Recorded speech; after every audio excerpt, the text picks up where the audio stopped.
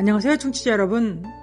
오늘은 한국 주리교단 교회들에서 고백하고 있는 사도신경에 대해 말씀드리길 원합니다. 사도신경은 성경의 용어와 내용과 일치하는 고백이라 할 수 있습니다. 사도신경은 초대교회 사도들의 믿음을 요약해 놓은 것으로서 인간이 고안해낸 작품도 아니고 사단의 작품도 아니고 비성경적이지도 않고 가톨릭에서 나온 것도 아닙니다. 사도신경은 이미 1세기부터 초대교인들을 위한 세례문답으로 사용하고 있었다는 증거들이 있습니다.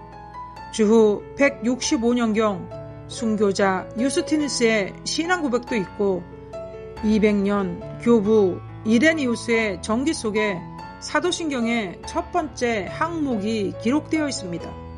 그리고 215년 히포크라테스의 질문에도 사도신경이라는 명칭이 들어있습니다. 이처럼 사도신경은 여러 세기를 거치면서 기독교 공동체 안에서 고백되어진 신경이라는 것을 알 수 있습니다. 물론 750년 가톨릭 교회에서 사도신경을 정식으로 확정하여 공인 원문에 포함시켰지만 그들이 공인했다고 해서 사도신경이 가톨릭으로부터 나온 것이라 할 수 없는 것입니다. 종교개혁자인 루터는 사도신경에 대해 이렇게 말하고 있습니다. 사도신경은 우리나 초대 교부들이 고안해낸 것이 아니다. 마치 꿀벌들이 온갖 아름다운 꽃에서 꿀을 모으듯이 위대한 사도들이 전해준 성경의 가르침을 오묘하게 요약한 것으로 어린이들과 순수한 기독교인들의 유익을 위해 만들어진 것이다 말하며 사도신경이 하나님에 대해 아주 함축적으로 가장 훌륭하게 표현되어 있다 극찬까지 했던 것입니다.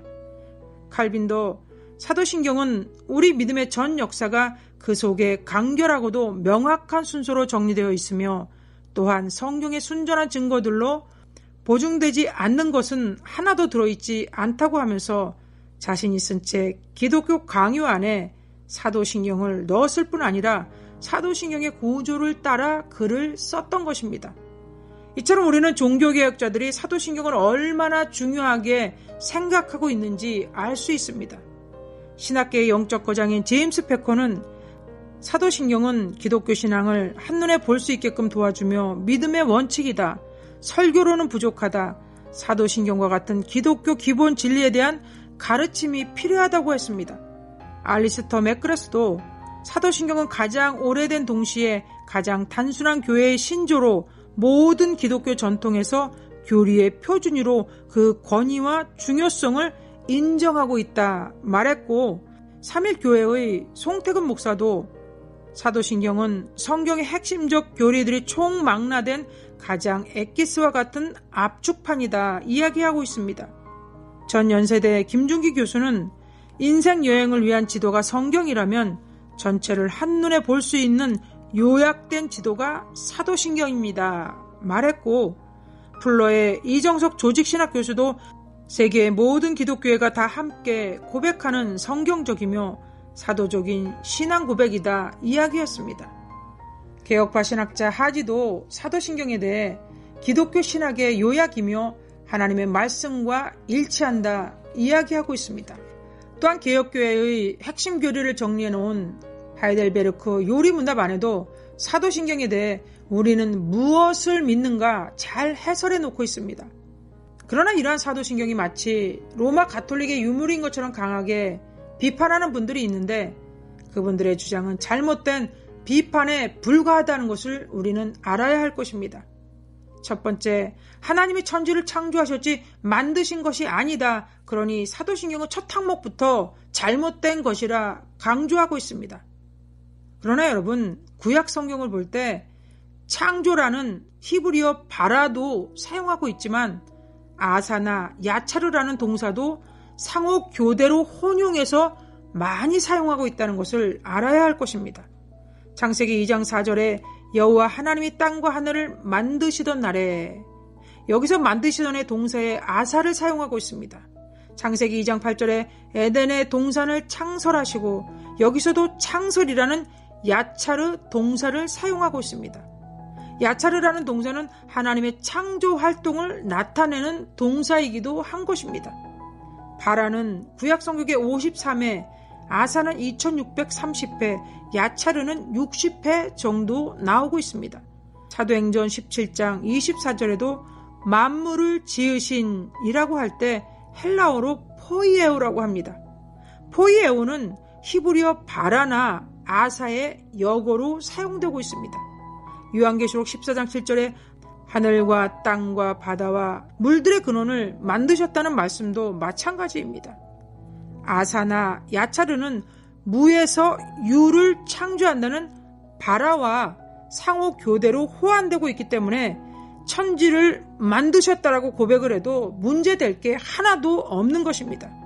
두 번째, 예수님을 독생자라 하지 않고 왜 외아들이라 고백하느냐는 것입니다. 요한복음의 독생자라는 단어는 4번 나오지만 마가나 마태, 바울은 예수님에 대해 호칭을 꼭 독생자로만 하지 않습니다. 첫아들, 맏아들, 먼저 나신 이로 호칭하고 있다는 것을 알아야 할 것입니다. 성경을 볼 때 외아들이라는 신앙 고백 또한 틀린 고백은 아닌 것입니다.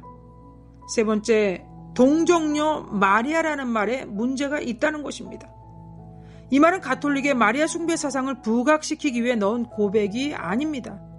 그 당시 영지주의자들이 예수님의 몸은 환상일 뿐이다, 예수는 몸을 가지고 있지 않다는 가연설을 주장했기 때문에 예수님은 하나님이시며 동시에 마리아의 몸을 빌려 성육신하셨다는 것을 분명하게 하기 위해 동정녀에게 태어나셨다 고백하고 있는 것입니다. 물론 마리아는 예수님을 낳을 때 남자를 모르는 동정이었지만 예수를 낳은 뒤 자녀들을 더 낳았습니다. 그러나 가톨릭은 예수를 낳은 뒤에도 마리아가 동정이었다 말하는데 이 말은 비성경적이라 할 수 있습니다. 네 번째, 빌라도에게 고난을 받으사 십자가에 못 박혀 죽으시고 이 고백을 하면 절대 구원받지 못한다 말하고 있습니다. 여러분, 절대 그렇지 않습니다. 예수님은 직접 빌라도에게 이렇게 말씀하셨습니다. 나를 내게 넘겨준 자의 죄는 더 크다고 하시면서 빌라도가 분명히 죄 있음을 말씀하시고 있습니다. 또한 그 당시 본디오 빌라도가 사법권과 집행권을 가진 공식적인 책임자였습니다. 빌라도가 예수를 3번이나 풀어주려 했지만 결과적으로 빌라도의 허락 아래 예수를 십자가에 못 박게 넘겨주었다는 것입니다. 이처럼 예수님은 그의 공적 지위 아래에서 죽으셨기에 그의 대표성으로 인해 빌라도의 이름이 들어가게 된 것입니다. 고린도전서 15장 22절에서 바울은 아담의 대표성에 대해 이야기하고 있습니다. 아담 안에서 모든 사람이 죽은 것 같이 하와가 죄를 졌지만 하나님은 아담에게 그 책임을 물으셨습니다. 빌라도 또한 그의 공적인 대표성으로 인해 예수님께 고난을 가한 대표자로 불리우고 있는 것입니다. 다섯 번째, 나는 성령을 믿으며 이 고백에 문제가 있다는 것입니다. 여러분, 요한복음 14장 1절을 읽어보십시오. 이렇게 말씀하시고 있습니다. 하나님을 믿으니 또 나를 믿으라. 예수님뿐만 아니라 성부 하나님을 믿음의 대상이라고 분명히 말씀하고 있습니다. 삼위일체 되신 하나님은 규명의 대상이 아니라 세 분 모두 우리의 믿음의 대상이라는 것을 알아야 할 것입니다. 하나님이란 헬라어 데오스는 단수형과 복수형으로 사용되기도 하지만 70인 역본에서 거의 대부분 엘로힘이라는 복수의 역어로 사용되고 있습니다. 엘로힘은 한 분이신 단일성을 나타내기도 하지만 유일무이하신 삼위일체 하나님을 지칭하고 있는 것입니다. 삼위일체 하나님은 위격으로는 의지와 이성을 가지신 독립된 세 분이시지만 본질로는 한 분이시기에 우리가 예수님을 믿는다고 고백하면 그 고백은 성부 하나님이나 성령 하나님에 대한 고백도 된다는 것을 알아야 할 것입니다. 이것이 삼위일체의 신비인 것입니다. 여섯 번째, 거룩한 공예를 문제 삼고 있습니다. 이 말은 원문을 그대로 번역하면 거룩한 보편적인 교회라는 뜻입니다. 좀 어렵게 공예라고 기록해 놓았는데 사내들인 공예를 이야기하는 것도 아닙니다. 영어로 홀리 캐톨릭 처치라고 하는데 이 말은 세상으로부터 불러내어진 무형 교회와 유형 교회인 보편적인 교회, 우주적 교회를 믿는다는 뜻입니다. 가톨릭 교회를 믿는다는 말이 아닙니다. 일곱 번째, 성도가 서로 교통하는 것과 여기서 성도가 서로 교통한다는 것은 죽은 성인들과 교통하거나 기도로 그들의 공로를 나눈다는 것이 아닙니다. 성경은 강신술하는 것을 오히려 금지하고 있습니다. 또한 교통한다는 것은 교황이나 가톨릭을 통해서만 구원받는다고 고백하는 것도 아닌 것입니다. 여러분, 사도신경이 공인 원문으로 확정된 것은 주 750년이었습니다. 그러나 가톨릭에서 성인 칭호를 붙여주고 성인에게 기도하고 성인 숭배를 하기 시작했던 것은 주 955년 요한 15세 교황 때부터였습니다. 그렇다면 이미 200년 전 750년에 확정된 성도가 서로 교통한다는 고백은 죽은 자들과 교통한다는 고백이 아님을 알 수 있는 것입니다. 하나님은 자신의 자녀들인 성도들과 교제를 나누시길 원하십니다. 부모라면 자녀들과 당연히 말하며 교제하길 원하지 않겠습니까? 또한 교회된 지체들은 서로 성령과 믿음 안에서 교제를 나누게 되는 것입니다. 이것을 교통이라고 하는 것입니다. 여러분, 사도신경에 나오는 내용과 용어는 성경적인 근거를 가지고 우리가 믿는 도리를 고백하는 것입니다. 종교개혁자들이나 위대한 신앙인들도 모두 사도신경을 중요하게 생각했습니다.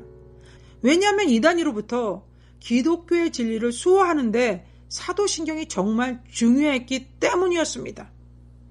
예장통합이 만든 이단 경계주의를 위한 목회 자료집 책에 사도신경이 왜 중요한지 이렇게 기록해 놓고 있습니다.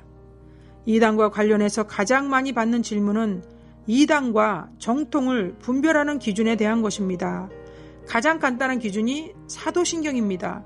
사도신경에 나오는 신앙 고백의 내용 중 그 어느 하나라도 부정하거나 현저하게 왜곡하면 무조건 이단이라고 할 수 있습니다. 대부분 이단들은 사도신경을 거부하고 비난하고 있습니다. 신천지는 사도신경이 비성경적이다 거부하고 있습니다. 여호와의 증인도 사도신경을 사탄이 만든 지절거림이라 비난하고 있습니다. 이들은 자신들의 신앙이 거짓된 것이기에 기독교의 핵심 교리들이 들어있는 사도신경을 반대하고 있는 것입니다. 어떤 목회자나 어떤 이단이 사도신경을 비난해도 저와 여러분은 사도신경을 중요하게 생각하며 사도신경 고백을 통해 내가 믿는 믿음의 내용을 바로 알고 고백함으로 더욱 견고한 신앙인으로 성장하시는 청취자 여러분들이 다 되실 수 있기를 주님의 이름으로 간절히 축원드립니다.